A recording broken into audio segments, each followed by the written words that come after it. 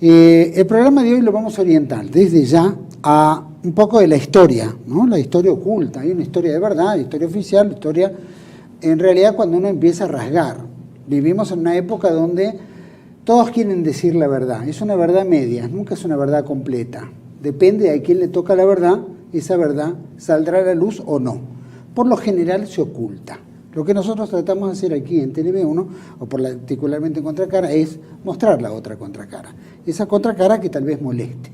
Para mí es un gusto compartir este programa con el historiador, revisionista, investigador, político, experto en temas históricos puntuales. Para mí es un gusto compartir el programa con el doctor Federico Ribanera Carles. Gracias. Una pequeña corrección, no soy doctor, sino profesor. Profesor, más importante todavía. Gracias por estar aquí. Incluso aprovecho para felicitarlo por su canal, que está preocupado en la difusión de la verdad.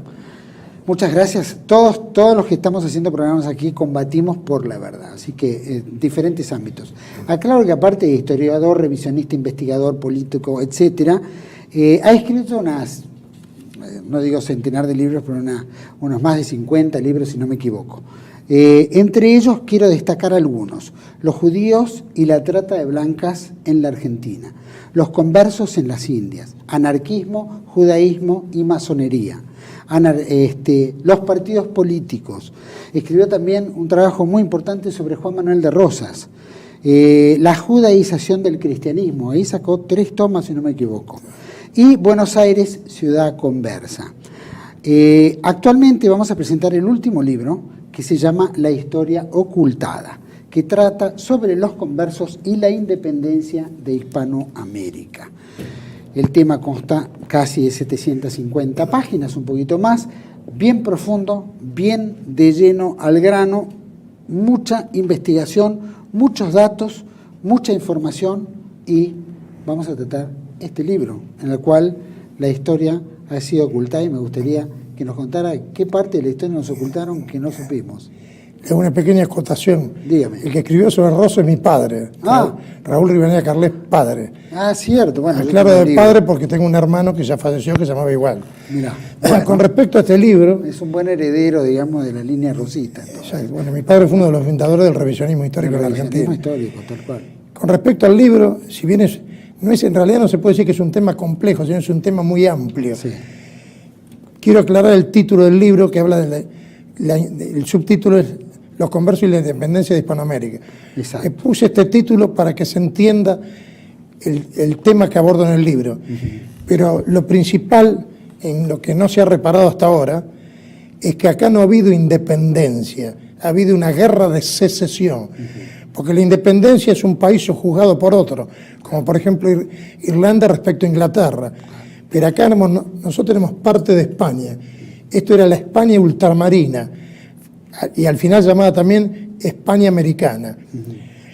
Lo que pasa ¿Se que puede terminar como una guerra civil? Exactamente, fue una guerra civil porque contra lo que dice la historia oficial, que realmente es una fábula llena de burdos errores. Es una mentira de la A a la Z, y lo puedo decir con toda claridad. Los peninsulares, porque acá no se puede hablar de españoles y criollos, porque los criollos eran los españoles nacidos en América, hasta el extremo que Juan Pablo Vizcardo, un personaje desconocido para las nuevas generaciones, que fue uno de los precursores del secesionismo, escribió el primer artículo sobre el tema y lo llamó Carta a los Españoles Americanos.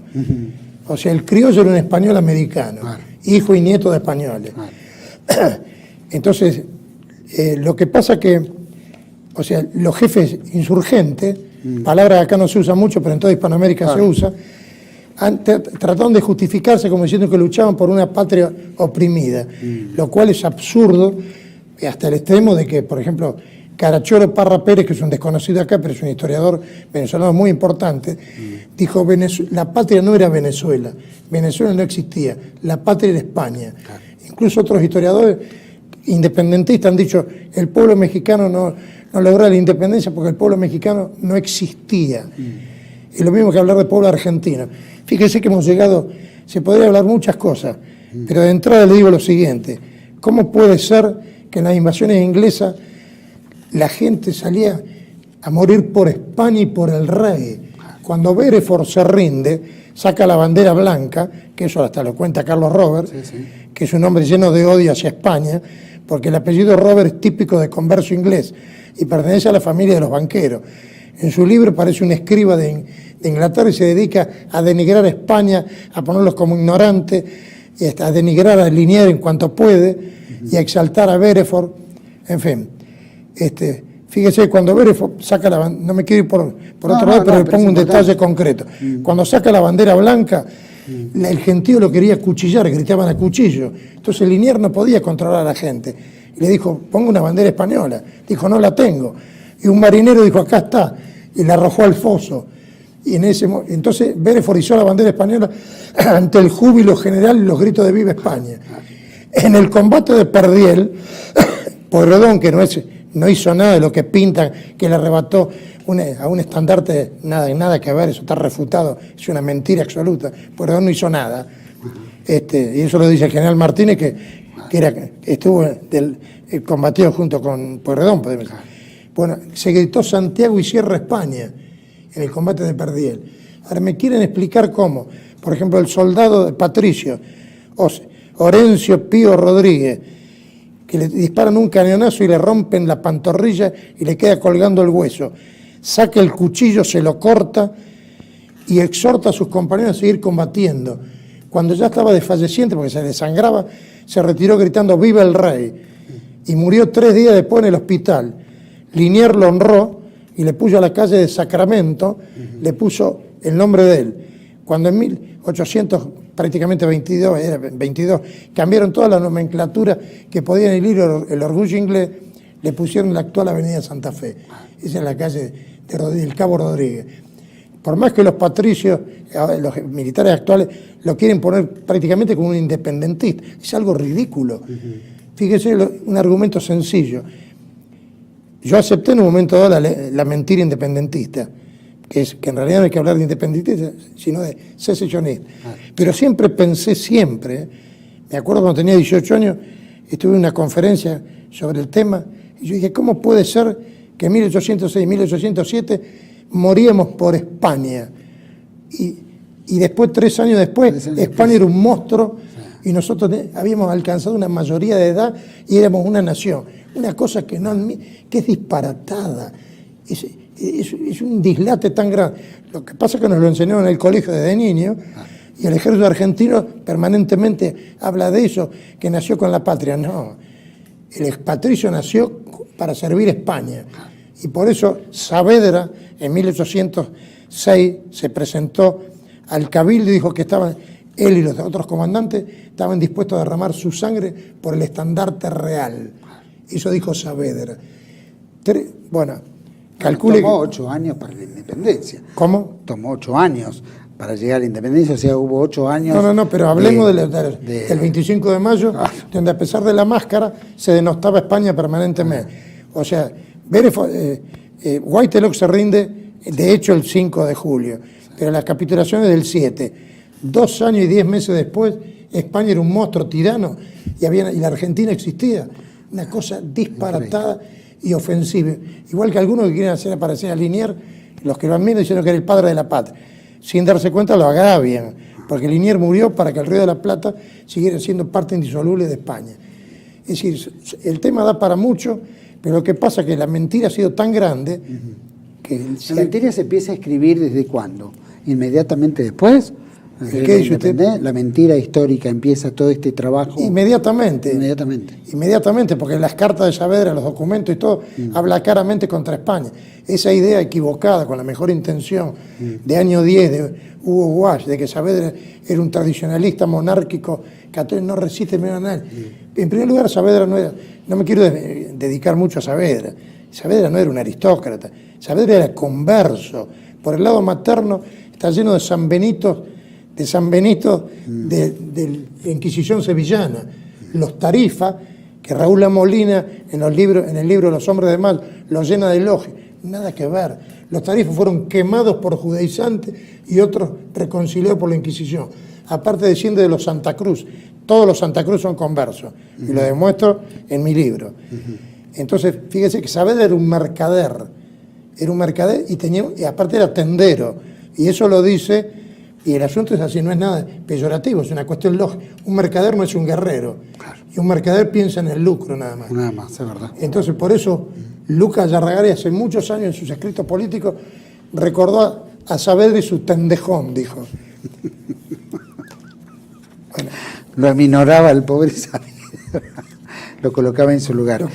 Y el resto de nuestra, vía independencia, de nuestra independencia, o por lo menos esta secesión que se da en el Río de la Plata, ¿cómo encaja entre el real español que lucha por algo grande, el converso que va en busca de un lucro o una oportunidad? Bueno, ahora se lo voy a explicar sucintamente, sí.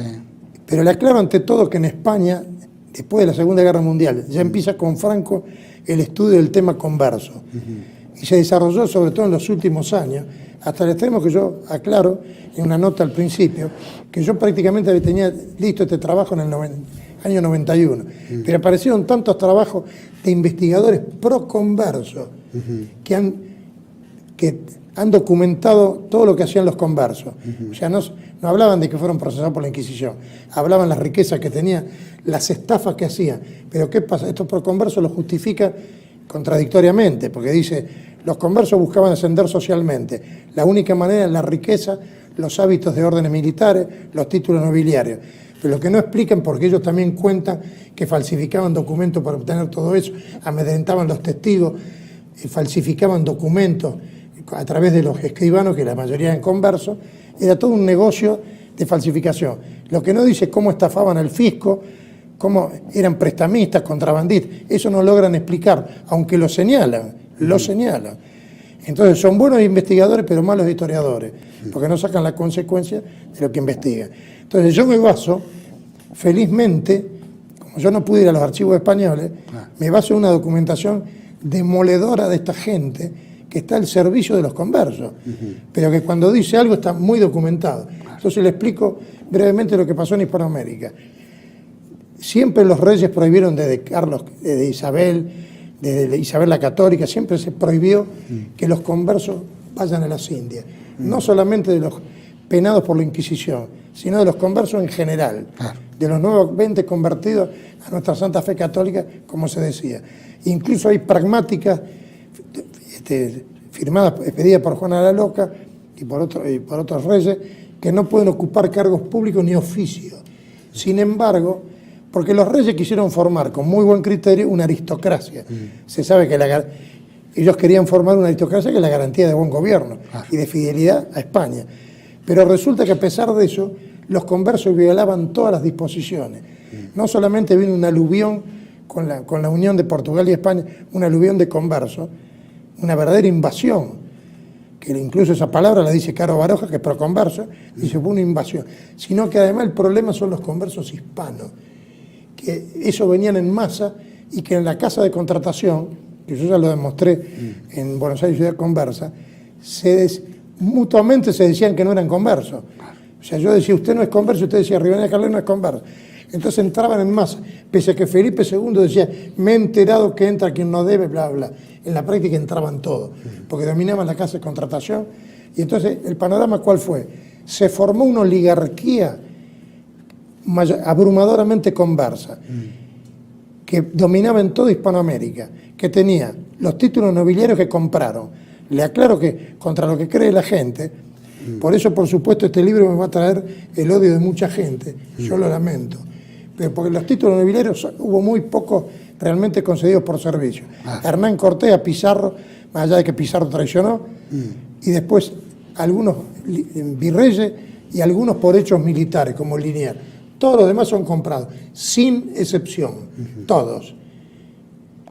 Entonces, esa ola de conversas que usted plantea. Ahora no, lo que le quiero decir, discúlpeme, por supuesto me interesa la pregunta suya, pero le quiero decir, compran títulos nobiliarios, compran los hábitos militares que se vendían. A partir de Felipe IV hay una ola de ventas de títulos nobiliarios de hábitos militares. Era una irrisión con converso, tengo un hábito de la Orden de Santiago o de las otras órdenes, porque el elemento fundamental era estar dispuesto a morir por la integridad de la fe católica. Era una burla.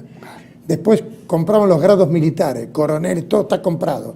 Pero no era uno que compraba, todo se compraba. Se compraba incluso los cargos en la Santa Cruzada, que era la que recogía dinero para seguir luchando. Eso venía de la época de la lucha contra los musulmanes, y después se extendió para luchar España contra el protestantismo y todo. Compraban todos los cargos de la Santa Cruzada, porque como contadores era un gran negocio. Y aunque no eran contadores, le daba influencia social y más negocio. Y hasta llegaron a comprar, cosa que me asombró a mí, los cargos en la Inquisición, de alguacil mayor hasta de notario del secreto. El notario del secreto tenía la genealogía de los conversos. Y tengo la documentación que es contundente, de los propios inquisidores que están horrorizados. Bueno, todo se vendía. Y lo más grave de todo, contra lo que la gente no sabe, es que se vendían los corregimientos, las gobernaciones, los cargos de regidores en los cabildos, que ya eran hereditarios. Entonces dominaban todo. En cambio, las autoridades españolas eran transitorias. Los virreyes estaban 5 o 6 años y se iban. Entonces, por eso el cabildo tiene más importancia que el gobernador. O sea, ahora, lo grave de todo esto es que esta gente acumuló un poder extraordinario, si bien no era absoluto, porque con todos los defectos, España seguía siendo un régimen al servicio del bien común. Pero tenían un poder muy grande y querían ellos destruir el imperio español y por otro lado acrecentar su poder político y social. Entonces, esto de que querían destruir el imperio español está documentado hasta el hartazgo. No solamente Madariaga, que era un liberal que escribió su libro,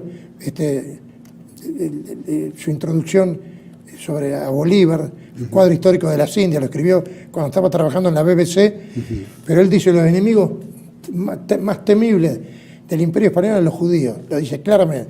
Pero además han surgido en los últimos tiempos gran documentación.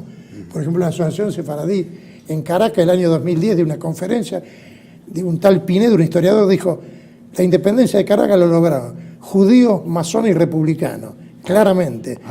Los hermanos Carrera de Chile eran conversos, O'Higgins converso por parte materna, Bolívar era converso, le dedico 35 páginas a la genealogía de Bolívar. Eran todos conversos y pertenecían a la oligarquía. Sabemos claramente, nada que ver con la aristocracia. Entonces, eran los ricos los que se sublevaron contra España. El pobrerío estaba con el rey. Los indios, los mestizos, los negros, con el rey. Y hay cosas realmente impresionantes, emotivas, como por ejemplo los indios caquetíos, que uno no sabe ni quiénes son, que eran de Coro, una de las pocas ciudades, hubo algunas ciudades heroicas, Montevideo, que nosotros lo ignoramos, el Río de la Plata, después del fusilamiento de Liniers, no dijo nada, aceptó el gobierno sedicioso y terrorista de la Revolución de Mayo. Pero eso se dio en todos los gobiernos hispanoamericanos, pero en todos lados se sublevaban por el rey. Los caquetíos, que eran indios, amaban al rey de España, la religión católica y España. Y por ejemplo, en Coro, cuando Coro se rindió, los caquetíos no se rindieron.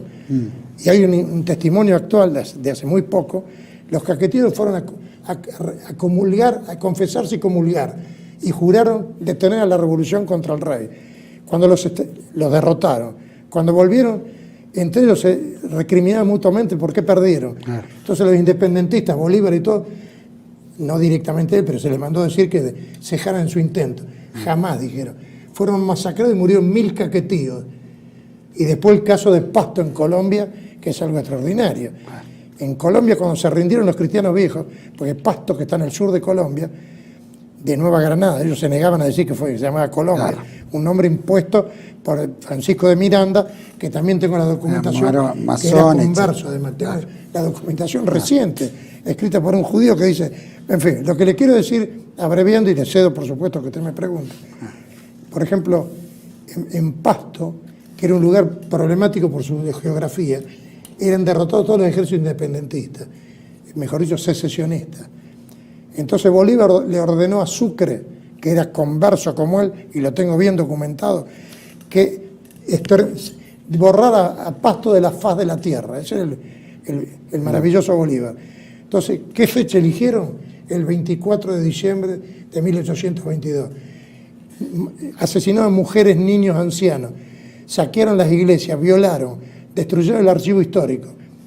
Unos meses después, una persona que se llamaba Agustín Agualongo, que algunos dicen que era indio, otros que era mestizo, que medía 1,47 m, y cuando avanza el secesionismo, deja su trabajo y se enrola en el ejército español y se convierte en una personalidad única. Entonces, con indios de a pie, con mestizos armados de chuzo, con algunos fusiles recuperados y con palos, hicieron escapar a los independentistas, a los secesionistas. Se me está pegando este vocablo que lo rechazo en todo mi libro. Y entonces, después de vencerlos varias veces, fue detenido por la traición de José María Obando, que era un camarada. Entonces, fíjese lo que es el honor de este hombre. Le dijeron que si él aceptaba la Constitución democrática, iba a seguir siendo integral el ejército secesionista. Dijo, algunos dicen que dijo, si tuviera 1000 vidas, otros dicen que dijo 20 vidas. Los ofrecería gustoso por la religión católica, por el rey y por España. Entonces pidió ser fusilado con el uniforme del ejército español. Se lo concedieron. Le quisieron vendar los ojos y él dijo, no quiero que me lo venden, quiero morir cara al sol, textual, como los guerreros de mi estirpe. Entonces, antes de la descarga gritó, ¡viva el rey! Y cuando estaba en Capilla le llegó el nombramiento de brigadier general del ejército español, el grado más alto, cuando estaba en Capilla, que él no lo vio, firmado por Fernando VII. Entonces, fíjese, y después hay otro demonizado que es José Tomás Boves, que lo ponen como un monstruo. José Tomás Boves era un hombre extraordinario, un asturiano, que había sido guardia marina, después se dedicó un poco al comercio y demostró ser un guerrero extraordinario, un estratega. Y a Bolívar lo hizo correr, se corrió junto con Mariño, que es el otro general destacado, se escaparon en la victoria de la Puerta, salieron corriendo y después se dirigió a Caracas y también huían. Y entró con banderas desplegadas al rey ante el apoyo de la población. Termino pues diciéndole esto. Después de Carabobo, del primer Carabobo, que el general español Cajigal fue derrotado. Entonces Boves le mandó un parte espartano. He recuperado las municiones, he recuperado las armas, las municiones y el honor de las banderas españolas que su excelencia perdió en Carabobo, le dijo. Qué grande, qué grande. Doctor, profesor, me encantó la frase que dijo, quiero morir cara al sol, ¿no? Probablemente la canción del cara al sol debe haber sido con José Antonio, ¿no? Mucho antes de José Antonio. Bueno, ya dejó un precedente por lo menos. Ahora, frente a todo esto que usted decía, vino esta oleada de marranos o conversos. Yo le pregunto, 1492 viene la conversión en España, ¿no es cierto? Aragón, Castilla, Isabel de Castilla, Fernando de Aragón, reyes católicos, recuperan a España para la cristiandad. Hubo 700 años de ocupación islámica, etcétera, etcétera, un poco de todos los moros, a lo que se le decía. Yo digo, esa conquista de América, esos que vienen en oleada, ¿son del grupo converso de ese momento que vienen a América y escapan, digamos, del apuntalamiento de la gente? ¿O cómo se determina esta oleada tan grande? Bueno, el asunto es muy sencillo. En primer lugar hay que especificar que el judaísmo, a diferencia del cristianismo, en primer lugar el cristianismo es una religión fundada por Cristo para todo el mundo. Claro. El judaísmo no es una religión. Los mismos judíos lo dicen, y yo lo menciono en mi libro, que no se puede convertir, dice Jaime Barilco, el director de la red escolar judía, no se puede convertir a la religión judía, dice, porque una cosa así no existe. Sí se puede convertir al pueblo judío, haciéndose, bueno, ya sabemos, pero por supuesto que es una frase, porque los judíos son una minoría ínfima, si los 6.000 millones de la humanidad se convirtieran, el judaísmo desaparecería. Claro. Pero le quiero decir que el judío es el que crea la ley. Entonces, judaíce o no formalmente, guardando el ritual judío o no, sigue actuando como judío, porque lo lleva en la sangre. Fíjese que San Agustín ya había dicho, es muy difícil que un judío se convierta. Y yo, cuando me ponen el caso de los apóstoles, digo, sí, fue un milagro divino. Y es una realidad, porque San Pablo era el perseguidor de los judíos, de los cristianos, y se transforma en el principal antijudío. Hasta el extremo que cuando hubo la reunión en el año 50 en Jerusalén, Santiago y Pedro querían seguir con el ritual judío, y se opuso terminantemente San Pablo, que dijo, venimos a predicar el evangelio según los gentiles. Era la iglesia de los gentiles. ¿Por qué? Porque evidentemente Cristo sabía, que era omnisciente, sabía que los judíos lo iban a rechazar y que los pueblos arios iban a aceptar la religión cristiana. Entonces el judío no se convierte. Y yo acá pongo los argumentos, por ejemplo, los principales que han escrito libros contra el judaísmo, cuyos hijos y nietos fueron todos procesados por judaizantes. O sea, y después va a haber ejemplos extraordinarios. Por ejemplo, lo dice, por ejemplo, Caro Baroja, que es una persona que está a favor de los conversos, pero dice que cada vez hay ejemplos que asombran. Una familia con 5 hijas monjas, y los 5 hermanos vivían como judíos en Ámsterdam. ¿Se da cuenta? O sea, es una mentalidad que a nosotros nos resulta difícil de entender. Eso puede ser un poco lo que decía el padre Membiel, Julio Membiel. Yo le diría que el padre... Bueno, ¿estaba acertado Membiel dentro de su...? Yo estoy en desacuerdo con el padre. No quiero entrar en polémica, pero hay una realidad. Él toma lo que dice San Pablo de las raíces, de las ramas, pero la Iglesia Católica nunca hizo esa interpretación.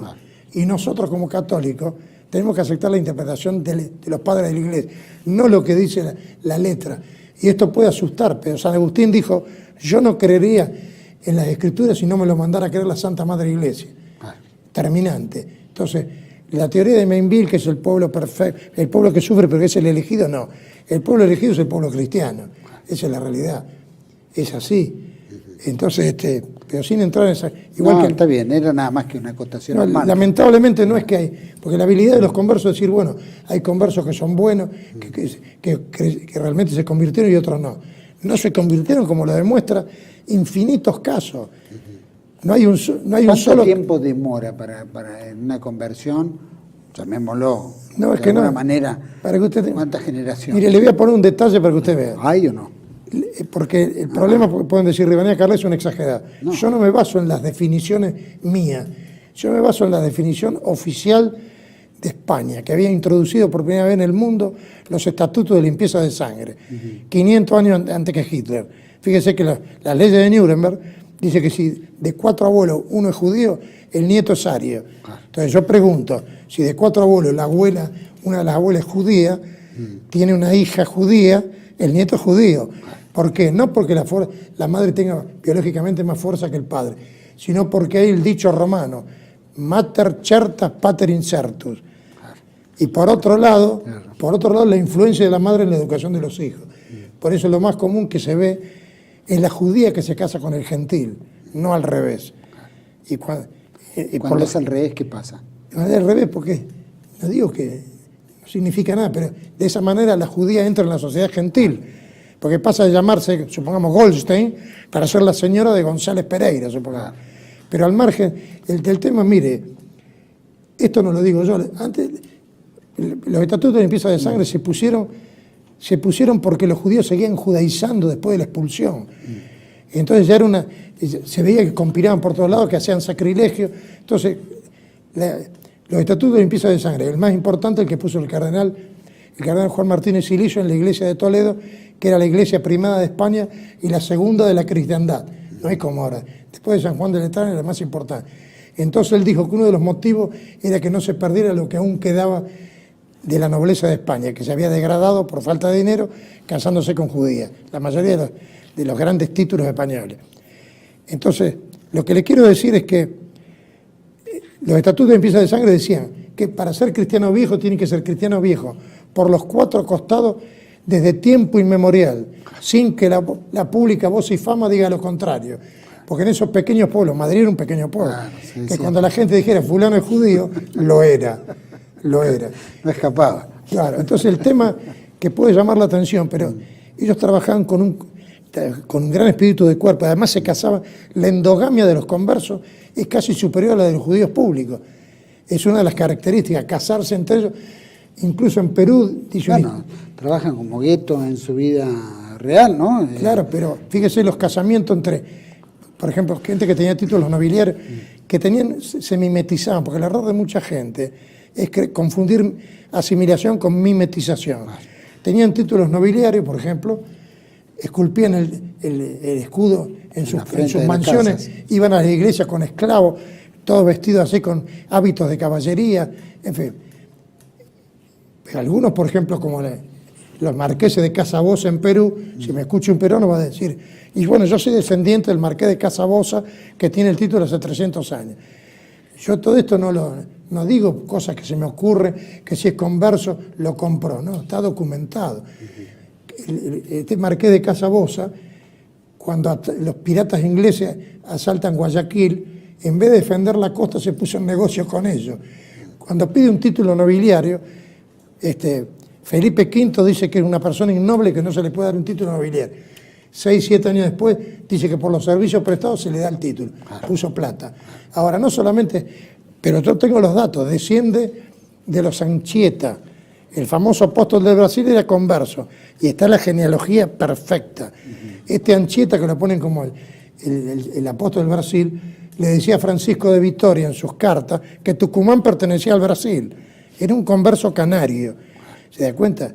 Entonces los conversos tienen mucho interés en ponerlo como una especie de santo perfecto. Por otro lado, de Casabosa, usted los escucha y claro, tienen formas exteriores de noble, pero no lo son. Por parte materna son Pacheco Solís. Resulta que, primero, Pacheco es un agregado. Resulta que yo tengo la declaración ante la Inquisición de Sevilla del padre, que el inquisidor le pregunte, sí, nosotros, mi mujer y yo todos hemos muerto como, ella murió como judía, nosotros somos todos judíos. Directamente se lo confiesa. Ahora, me podría extender mucho, pero siempre es así. Y esta gente es la que juraba fidelidad a los reyes de España, pero conspiraba porque odiaban el imperio español. Era un odio visceral. Y yo pongo un ejemplo. Admitiendo que los jefes secesionistas fueran republicanos, está perfecto. Pero yo no conozco ningún republicano español, ni ningún marxista español que odie España y que diga que hay que matar a sus compatriotas. Solamente lo tiene que decir un converso. Y ese odio visceral de San Martín, de todos, de Bolívar, ese odio, y aparte de los asesinatos que hizo Monteagudo con el apoyo de San Martín, ese odio de los españoles es propio de los conversos. Con respecto a San Martín le deslizo un detalle, que es el único que no tengo pruebas contundentes de su carácter converso, aunque tengo indicios muy fuertes que me llevan a mí a la íntima convicción de que lo era. Si se prueba lo que dice Chumbita, más allá, que era hijo ilegítimo de Alvear, si le logran el ADN, te haría las pruebas contundentes porque Carlos María Alvear era converso. Y lo tengo bien documentado. Vamos a ir, doctor, profesor, vamos a ir a un pequeño corte, volvemos enseguida. Y desde ya, usted habló de la corrupción, que todo esto se compraba, se vendía, propio, obviamente, de una falta de respeto, de realidad, ¿no? De creencia, de fe, en fin. ¿Por qué se daba tanto? ¿Y qué era lo que estimulaba toda esa corrupción de venta de títulos, etcétera? Pero me lo va a decir después de este pequeño corte que seguimos con el profesor Federico Rivadeneira Carles. Ya volvemos.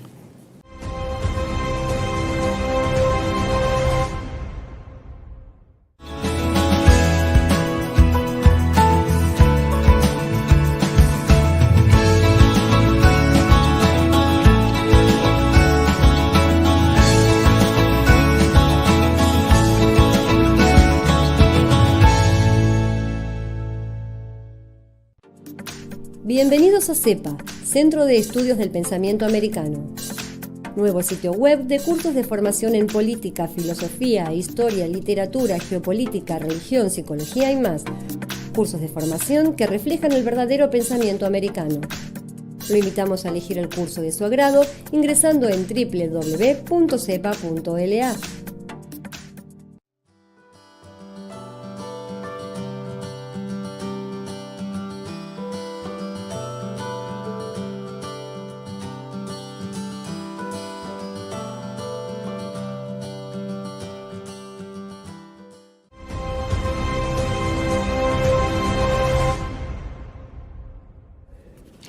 Bueno, continuamos aquí en Contracara con el profesor Federico Rivadeneira Carles. Queremos recordarle que el libro se llama La historia ocultada, que creo que está en pantalla perfectamente.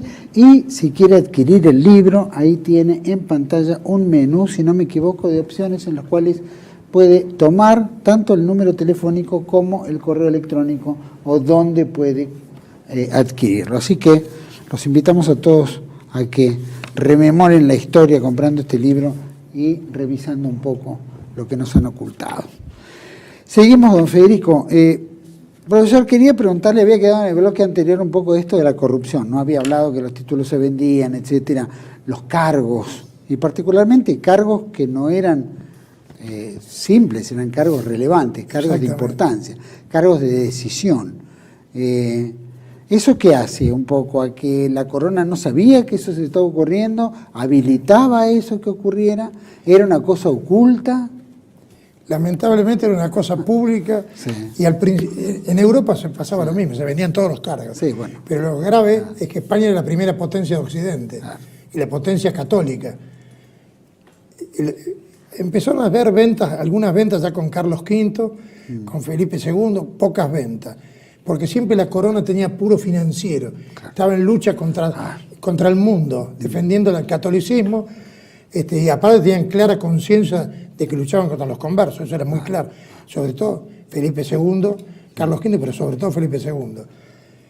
Y empieza con la decadencia, con los Austrias menores, sobre todo con Felipe IV, que ha sido un gobierno lamentable para España porque estaba en manos de Olivares, que era converso, descendía del famoso Conchillo, que era el tirano de las Indias, era el que manejaba la Secretaría de India, ese que hizo los repartimientos, las encomiendas, todo lo que no se debería haber hecho. Porque me podría hablar de la encomienda, que no es como han dicho lo de la leyenda rosa, que eran los encomenderos eran explotadores y la mayoría, el 90% era converso. Todo eso se hizo contra la opinión de Isabel la Católica. Pero Carlos V después prohíbe las encomiendas. Por eso se subleva Pizarro y se le subleva casi toda Hispanoamérica. Hizo las leyes nuevas de Burgos, que se creía que se habían anulado. No, hace poco salió un artículo demostrativo de que las leyes seguían vigentes. Lo que pasa es que no se habían anulado, pero se habían suspendido. Por eso tuvo que venir la Gasca para aplastar la rebelión de Pizarro. Y por eso murió un virrey, el virrey Vela, que fue asesinado por los pizarristas, y también Valdivieso, el primer obispo muerto, para evitar las encomiendas, para anularla. Con respecto a la corrupción, bueno, con Olivares se empieza a vender todo, con el cuento de que había, bueno, que la Real Hacienda necesitaba, pero se le empieza a vender a los mercaderes, a todo el mundo, en forma masiva. Se vendían las ejecutorias de hidalguía. Por eso le digo que en mi libro, yo no busco el sensacionalismo, lo van a querer rechazar el Instituto Argentino de Ciencias Genealógicas. Yo me baso en documentos incontrovertibles. Se sabe lo que valía un título nobiliario, 22.000 ducados, punto. Y los ejecutores de hidalguía también se vendían. ¿Que eran títulos vacantes o eran No, títulos que se creaban. Se llamó una inflación de nobleza. No, una inflación de honores. Porque se pasó de tener pocos títulos a ser una cantidad impresionante. O sea, se compraba en forma directa o indirecta. Directa era con un decreto del rey, que no se especificaba nada. Indirecta era cuando se hacían servicios para obtener el título. Pero no es que se hacían servicios desinteresados. Se le prestaba plata a la Real Hacienda y después se escribía: Su Majestad, como yo he colaborado, le pido un título nobiliario directamente. Entonces, el Consejo de Órdenes se oponía. Pero como dijo Quevedo, el Consejo de Órdenes, si sigue así su inversito, le puede dar los títulos y la información de limpieza hasta Lutero, por el poderoso caballero Don Dinero. Entonces se empezaron a vender títulos, todo. Hábitos de caballería, hábitos de la Orden de Caballería, de Montesa, de Santiago, de todo. Entonces, una corrupción generalizada. Se empezó a vender los cargos con nombre y apellido. En Tucumán, el virreinato del Río, los gobernadores del Río de la Plata, por dinero directamente. Y está la cantidad, el legajo, el tomo, está todo documentado. Porque ha habido muchos escritores, muchos investigadores que se dedicaron a esto. Es abrumador el trabajo. Le dicen todo lo que se vendía en Nueva Granada, en Nueva España, en el Perú. Entonces eso generó una alteración total, tan así que el Consejo de Indias se negaba. Entonces al final ya no se lo tenía en cuenta lo que decían los consejos. Más con los Borbones, que los consejos lo eliminaron. Porque la monarquía tradicional era polisinodal. El rey gobernaba con los consejos. No es como cree la gente ignorante que los reyes hacían lo que querían. En la democracia se hace lo que se quiere. Ahí no. Entonces Felipe II todo le preguntaba a los consejos. los borbónicos hicieron, lamentablemente, una serie de medidas centralistas y cobraron impuestos que los Austrias no cobraban. No destruyeron las Indias, pero la dañaron. De cualquier manera, se vendió tanto que se degradó todo. Hasta el extremo que, por ejemplo, una persona armaba un regimiento, compraba los uniformes, le pagaba durante un año, la paga, valga la redundancia, y entonces pedía un título nobiliario, y además, o si no, también le daban en pago en blanco hábitos de caballería que los vendían o se los daban a sus amigos. Se llegó al extremo de ser transferibles los títulos nobiliarios, de ser transferibles los corregimientos. Se convirtieron en juros de heredad, o sea, de padre a hijo por una vida, por 2 vidas, algo insólito. Entonces se alteró totalmente el sentido de lo que debe ser un cargo, que tiene que ver idoneidad, que la adecuación de la capacidad a la función, era por el dinero. Y entonces, ¿qué pasa? Perdió, España quedó sin tener poder real, porque usted le vendía los cargos de regidor a los cabildos y ya no los mandaba más. Ellos eran los dueños, los hijos y los nietos. Entonces por eso pudieron hacer la secesión. Es una, perdón, ¿no? Pero es ser converso, ¿es un signo de corrupción? ¿Ser converso? Sin ninguna duda. Porque se dedicaban nada más ¿Existe el converso que de repente dice, no, la verdad que lucho por la verdad, por la belleza, por la justicia? Es decir, lucho por algo. Bueno, yo no he visto nunca eso. Le digo en la historia. No lo vi nunca. Solamente un caso, por ejemplo, todos los conversos estaban en el lado secesionista. Había algunos conversos que no se adhirieron al secesionismo, y aunque no digan por qué, porque temían, como siempre, que por ahí fracasara el alzamiento contra España. Entonces, no se adhirieron. La mayoría se adhirió, pero incluso, por ejemplo, el marqués de Valdelirio, que yo pongo como ejemplo, bueno, todos conversos, delincuentes, estafadores, así. Le digo directamente, es una realidad. Los conversos no solamente eran hacendados y mercaderes, sino que eran generalmente contrabandistas, prestamistas y defalcadores del tesoro público. Pero esto no lo digo yo porque no es una opinión que no tiene fundamento. No, está fundamentado permanentemente. O sea... ¿Dónde se daban más esos signos de corrupción bueno, en Hispanoamérica directa... aprovechamiento. ¿Cómo dice usted? Ese aprovechamiento del dinero en todo público, ¿dónde se daba? Por eso yo hago la genealogía y analizo todo. Es un trabajo que pude hacer porque yo tenía un conocimiento profundo del tema. Claro. Pero yo analizo las juntas fallidas en La Habana, en Quito y en Ciudad de México. Pero después lo que pasó en Caracas, lo que pasó en Nueva Granada, en el Virreinato del Río de la Plata, en Chile, en Perú y en Cuba. Que ahí sí que es muy importante, porque Martí también era converso. Y entonces se va a ver cosas terribles lo que pasó en Cuba. Fíjese que en Cuba, que se habla de la decadencia española como los españoles ya no fueran ni valientes, que fueran todos mentiras. Hubo una traición exterior e interior. En Cuba, por ejemplo, le digo, se lo resumo en 2 palabras.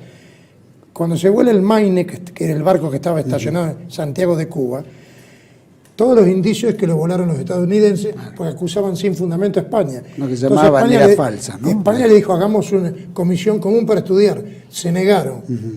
Y había toda una campaña de los 2 poderosos empresarios, dueños de empresas como Hearst y Pulitzer, que decían que había que atacar a España. Y este oficial, Adolf Marik, que era un judío alemán, que fue comandante del Maine, poco después el Maine vuela. Y entonces, ¿qué pasa? Se hace la comisión que forman los yanquis. ¿Sabe lo que dijo? ¿Cómo fue el papel de Marik? Digo que España había sido la culpable. Con ese informe, lo dice la Enciclopedia Judaica, la última. Enciclopedia Judaica, que se editó en Jerusalén. La Enciclopedia Judaica, pero sobre todo la Universal Jewish Encyclopedia, que se editó en Estados Unidos. Con ese informe, Estados Unidos le declaró la guerra a España. O sea, fue el judío Adolf Marik, que no era un judío cualquiera, integraba la Sociedad de Estudios Históricos judía de Estados Unidos. Bueno, pero lo que se vio sería demasiado hablarlo, pero no puedo pasar por alto el inigualable heroísmo español que asombró al mundo. Después usted lo va a ver algunos detalles, pero solamente me detengo en algo que nosotros los argentinos no conocemos y que en España ahora se conoce un poco, que fue la defensa del sitio de Valer. Valer era una iglesia en Filipinas donde resistió el teniente de reserva, el teniente segundo de reserva, Saturnino Martín Cerezo, con 43 conscriptos, no eran conscriptos sino movilizados. Estuvieron 11 meses sin rendirse, cercados por 1.500 guerrilleros filipinos que eran gente muy combativa. Sí. Y pensar que, enterraban a su muerto en la iglesia, no tenían para comer, 12 murieron de disentería, por hambre. Bueno, es una cosa tan extraordinaria que el gobierno español, Sagasta, vende Filipinas en $20 millones el 7 de mayo de 1898. Ellos, sin embargo, seguían firmes defendiendo el territorio español. Cuando le llevan periódico, le lleva un teniente coronel español, le dice, mire, ríndase, que no es de Filipinas, no es más de España. Cerezo dice que le habían enseñado en el Estado Mayor que el enemigo podía falsificar periódicos. Lo rechaza. Van los sacerdotes, los rechazan. Y al final descubre, leyendo el periódico, que un camarada le había dicho que él iba a pedir el pase a Málaga, donde estaba su novia y su familia. Y ahí se dio cuenta de que ya Filipinas no era española. Pero mientras tanto estuvo desde diciembre de 1898 hasta el 2 de junio de 1899, combatiendo, sucia y rota, flameando la gloriosa bandera roja y gualda. Y no se rindieron. Entonces, como no podían ya no era más Filipina española, dijo, nos despojaron vilmente de la tierra. Entonces dice, la hemos defendido hasta la insensatez. Bueno, estaban todos hambrientos, se habían hecho uniformes ellos solos, se habían hecho zapatos de madera. Una epopeya que ha llamado la atención, se la compara, tiene el único antecedente en Numancia, porque es una cosa única. Entonces, ¿qué hizo el general Aguinaldo, que después verá que se portó muy bien? Dio un decreto el 30 de junio diciendo, los que defendieron Valer no son nuestros enemigos, son nuestros amigos, son los herederos del valor del Cid y de Pelayo, y han llevado hasta lo más alto las virtudes militares, porque sin auxilio de nadie, solo, no se rindieron. Ahora fíjese lo siguiente, poco tiempo después estalla la guerra entre los filipinos y Estados Unidos, porque usted va a ver cómo los traicionaron los filipinos, le hicieron creer que como eran todos masones, Filipinas iba a ser de ellos. Entonces fue un destacamento estadounidense a Valer, y se rindió inmediatamente. A diferencia entonces, el heroísmo de estos españoles es una cosa que nos llena de orgullo y nos llena a todos, porque no tiene antecedentes. Se puede hablar de Blas de Lezo. ¿Cómo? Blas de Lezo como, claro, y como por eso, otro ejemplo. Bueno, Blas de Lezo se dice, casualmente de Liniers se dice que después de Blas de Lezo no hubo una victoria como la de Liniers. Pero estos españoles, ya sé, Blas de Lezo yo lo admiro extraordinariamente, pero esto es una cosa única. ¿Usted sabe lo que es no rendirse, no tener para comer?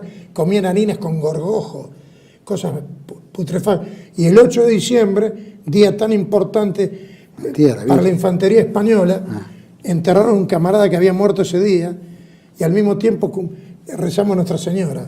¿Se da cuenta? O sea, es una cosa. Y como yo digo, tiene un simbolismo extraordinario porque es una iglesia, lo cual significa la simbiosis total entre España y la fe católica. Hechos que son desconocidos por nosotros y olvidados en España. Porque uno de los héroes de Valer terminó pidiendo en el metro de España. Una cosa, Franco le hizo algunos homenajes, pero no, realmente... Merecía muchas más. Claro. O sea que España nos llena de orgullo y no hay nada que hacer. La guerra que le hace Inglaterra y le declara la guerra perpetua a España, ¿no? Que es la colaboracionista, llamémosla, la promotora de la secesión española en América. ¿Cómo la podemos determinar? Que es una fuerza marrana que motiva toda esta corrupción y movida interna en las Américas, en la América española, o qué rol juega, porque siempre le damos el rol más importante a Inglaterra anulando todo esto otro que es colaboracionista. Yo casualmente digo que hasta ahora se ha dicho con razón que la masonería e Inglaterra tuvieron un papel importante, pero el mayor papel lo tuvieron los conversos, que fueron los organizadores y directores. Ahora, los conversos en el acto se pusieron en contacto con Inglaterra, porque además Inglaterra no era lo que nos quieren hacer creer a nosotros, que si bien es un país protestante, es un país de caballeros. Inglaterra no es un país de caballeros, y yo lo demuestro ahí claramente que es un país de mercaderes, pero lo demuestro en forma contundente. Usted sabe que en Inglaterra toda la llamada nobleza estudia literatura rabínica con rabinos. Sí. Es una cosa, están totalmente judaizados. Bueno, y lo mismo pasa con el príncipe Carlos, que creo que son conversos. Ni hablar, claro, porque por Mountbatten. Sí. Pero le quiero decir que entonces los conversos sabían muy bien a quién se dirigían. A una Inglaterra que estaba en manos de Rothschild, porque ya en la guerra con España ya estaban. Rothschild los dominaba totalmente y les cobraba el triple a los ingleses. Y aparte están todos mezcladas, la famosa aristocracia inglesa, que no es tal. La aristocracia existía en la época católica. Los protestantes se apoderaron de la riqueza tanto de los nobles católicos como de los pobres agricultores. Entonces se formó una oligarquía de mercaderes con títulos nobiliarios.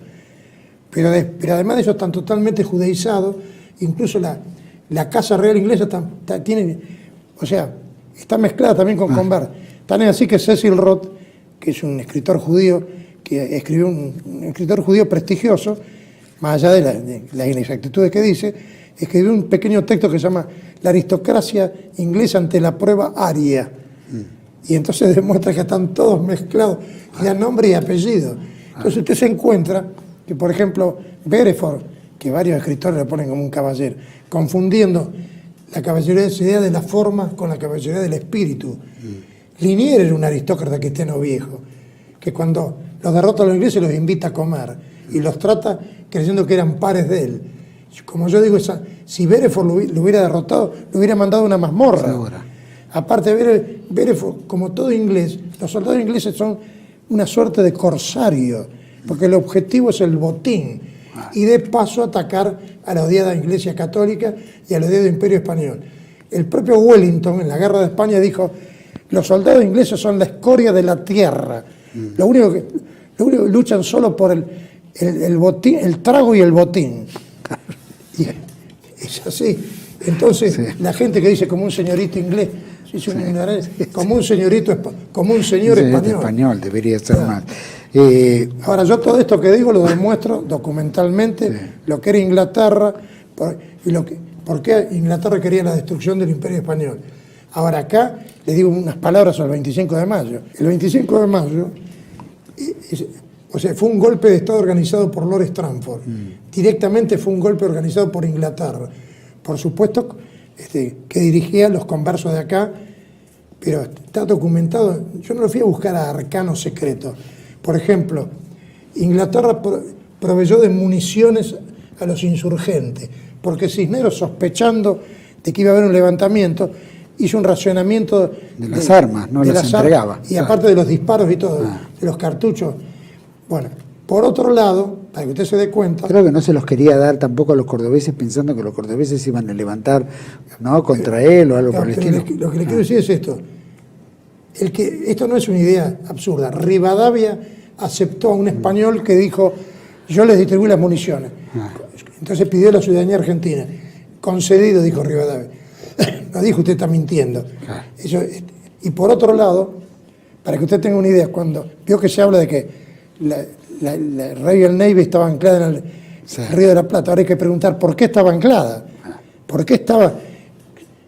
Bueno, estaba anclada porque evidentemente era para defender a los insurgentes. Y cuando vio que se habla de que inmediatamente fueron al Te Deum, lo que no se ha reproducido, aunque lo reprodujo la ITA y todo, pero no se habla de eso, es el diálogo que tienen los integrantes de la primera junta y Charles Montagu Fabian, que era el comandante de la Royal Navy.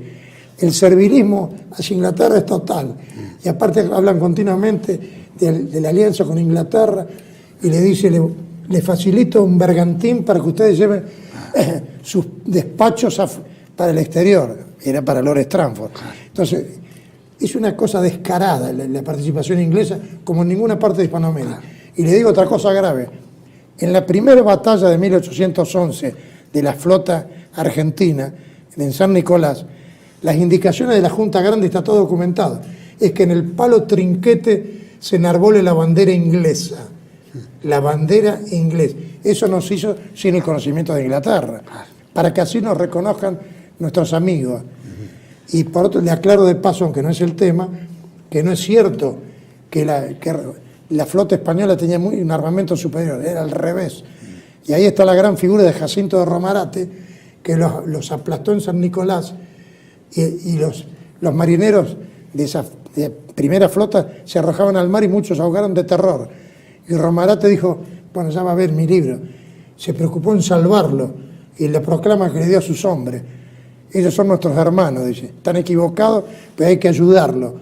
Y le dijo, es mentira que hemos vencido por la superioridad de nuestros buques que eran inferiores. Hemos vencido por el templo de nuestros corazones, le dijo Romarate.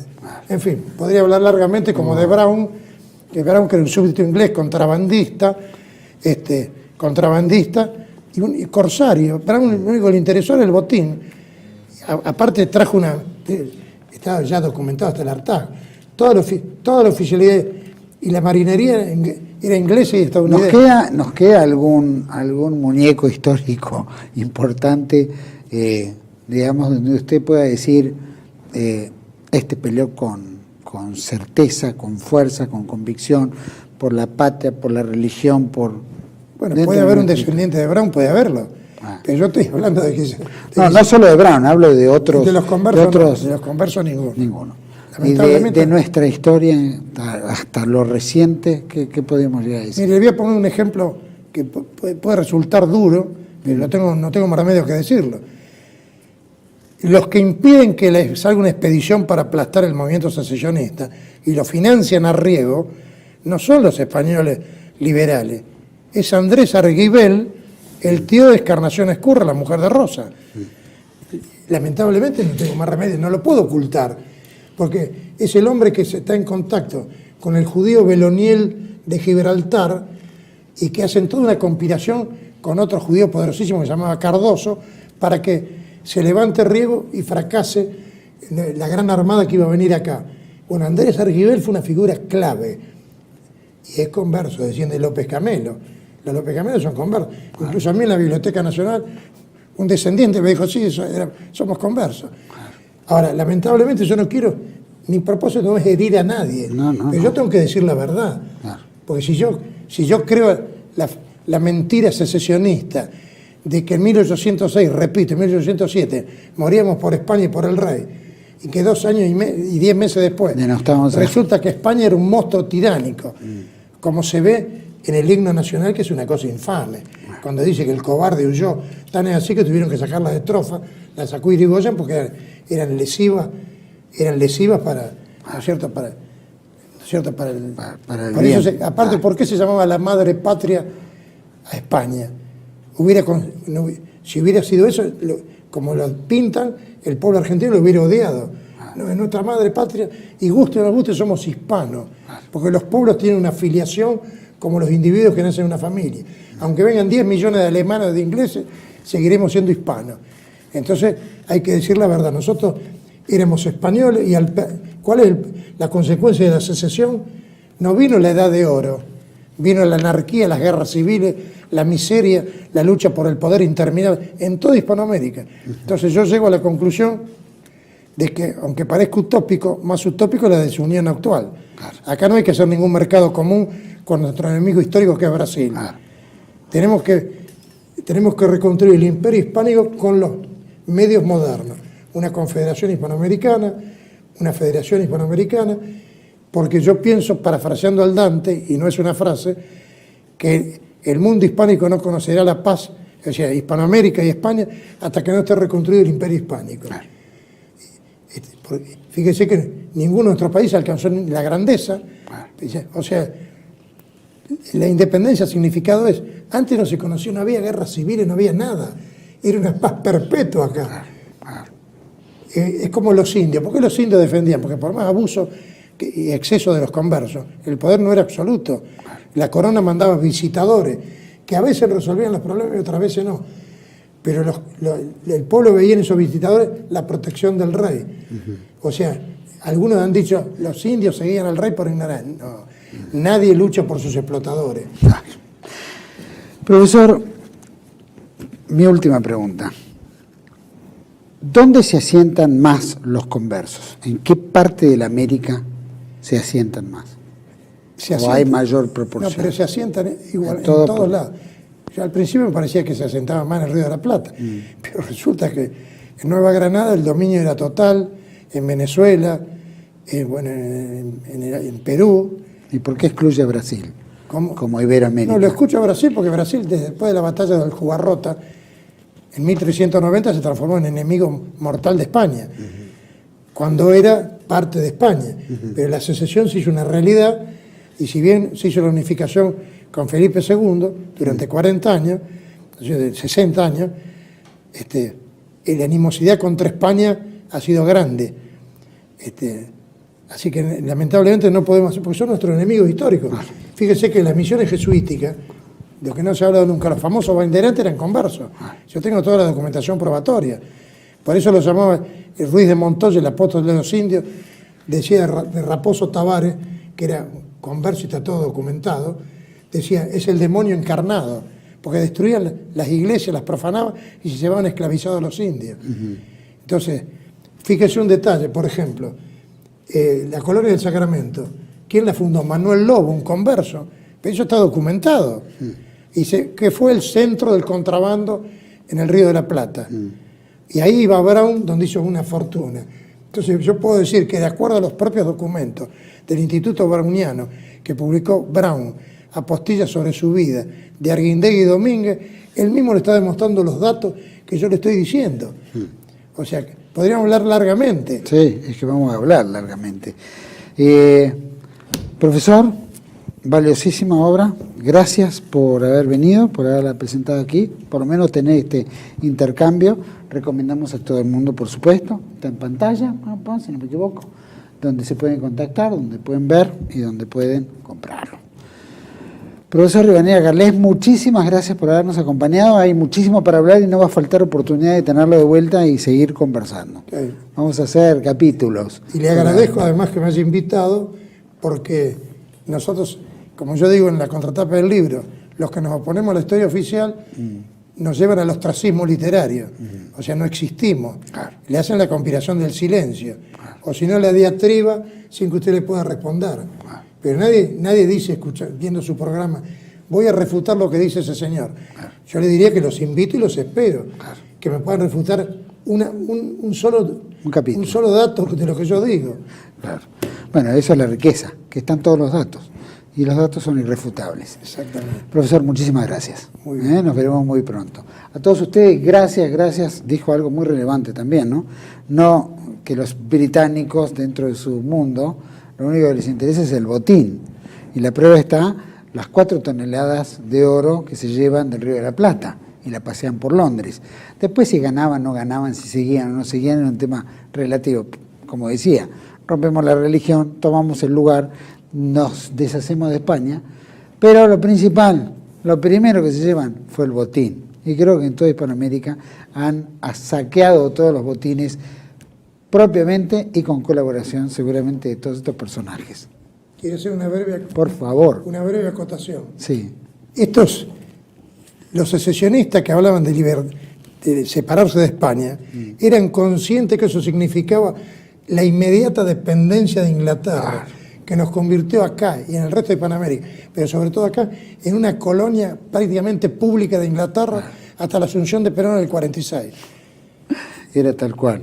No, era cambiar de collar y no dejar de ser perro, como decía. No era cambiar de collar, porque en España éramos miembros de un imperio católico. Y esto es miembro de un régimen realmente nefasto, que su único objetivo, como dicen ellos, el único objetivo de Inglaterra es dominar el comercio mundial. ¿Sabe lo que dijo Carlos II del calvinismo? Dijo, no es una religión de caballeros. Y después se convirtió al catolicismo. Y el anglicanismo, que se basa en la teología calvinista, es una religión de mercaderes. Totalmente. Muchísimas gracias. Gracias a todos ustedes, los encuentro aquí en otro capítulo de Contracara, por TLV1, toda la verdad primero. Chao, gracias.